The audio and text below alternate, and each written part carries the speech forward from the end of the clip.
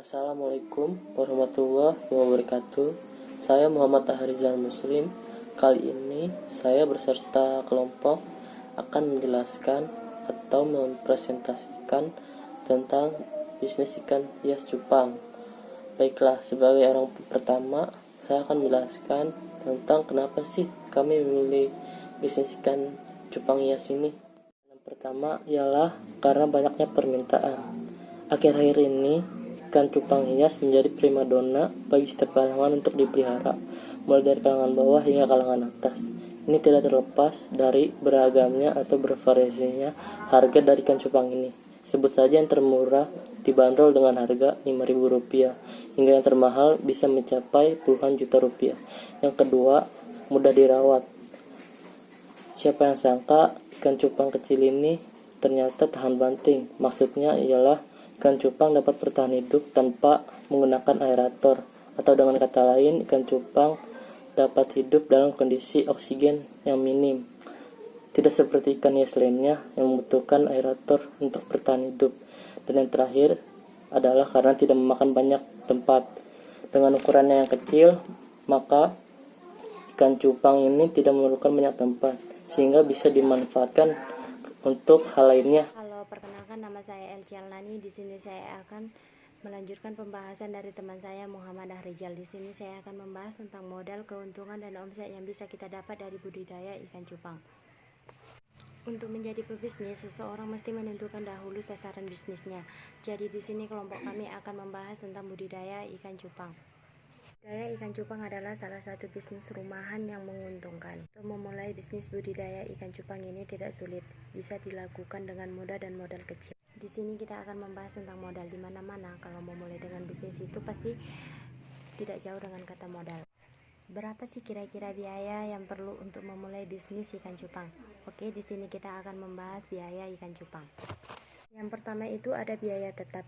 Biaya tetap itu terdapat penyusutan pengadaan bibit ikan cupang sekitar 3 juta, jaring 300.000, selang dan paralon 150.000, pompa air 500.000, timba 70.000, wadah dan jerigen 200.000, sewa lahan 3 juta, dan penyusutan peralatan tambahan lainnya kurang lebih 300.000. Jadi untuk biaya tetap itu kurang lebih ada 8 jutaan. Yang kedua itu ada biaya variabel. Biaya variabel itu terdapat ada pakan kurang lebih 50.000, pelet 40.000, obat-obatan 50.000, vitamin 30.000, air dan listrik kurang lebih 100.000, bahan lainnya kurang lebih 200.000. Jadi untuk biaya variabel itu kurang lebihnya ada 500-an. Dan selanjutnya itu ada biaya operasional. Biaya operasional itu adalah biaya tetap ditambah biaya variabel. Jadi tadi biaya tetapnya ada 8 juta dan biaya variabelnya ada 500-an. Jadi biaya tetap ditambah biaya variabel itu ada 8.500.000-an. 12.500.000 itu adalah keuntungan per bulannya. Di sini kita akan membahas tentang keuntungan.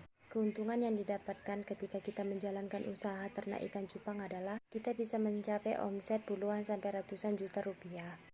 Dan usaha ternak ikan cupang cukup besar dan daya tahan yang bagus. Assalamualaikum warahmatullahi wabarakatuh. Saya Alif Rizky Maulana. Di sini saya akan menjelaskan tentang target pemasaran ikan cupang. Langkah-langkah yang kami lakukan yaitu berjualan secara langsung atau offline dan tidak langsung atau online melalui media sosial.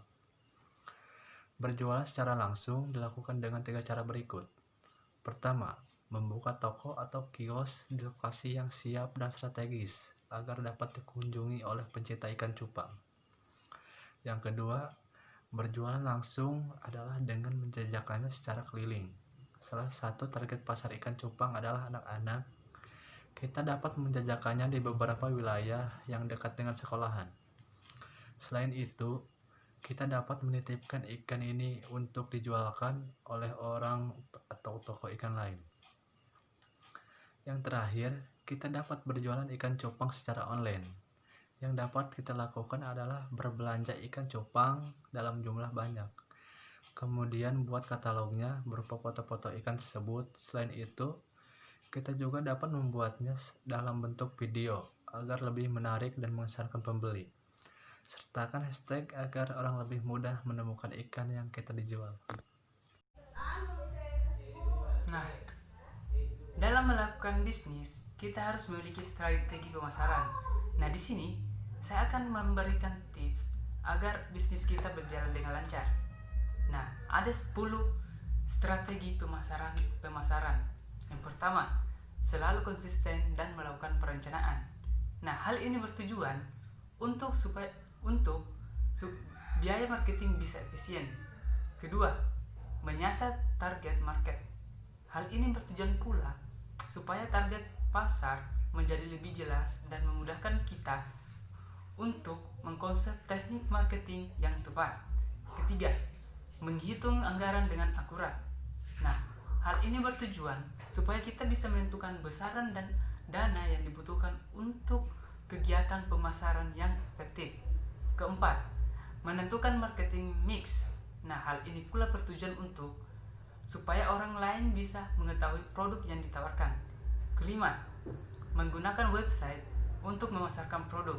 Nah, di sini dikarenakan dalam 100%, 60% dari konsumen yang memakai produk mendapatkan informasi melalui internet.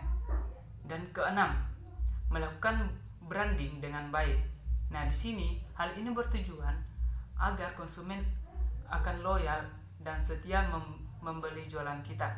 Ketujuh, promosi dan iklan. Hal ini bertujuan pula untuk meningkatkan konversi dan jumlah prospek penjualan produk. Kedelapan, customer relationship management. Kesembilan, menerapkan mobile marketing. Dan kesepuluh, email marketing. Nah, hal ini pula bertujuan untuk melakukan email marketing. Maka hal yang mesti diperhatikan yaitu tulisan harus bersifat persuasif. Nah, tetapi jangan berlebihan untuk menjelaskannya. Sekian dan terima kasih dari kelompok kami. Assalamualaikum warahmatullahi wabarakatuh.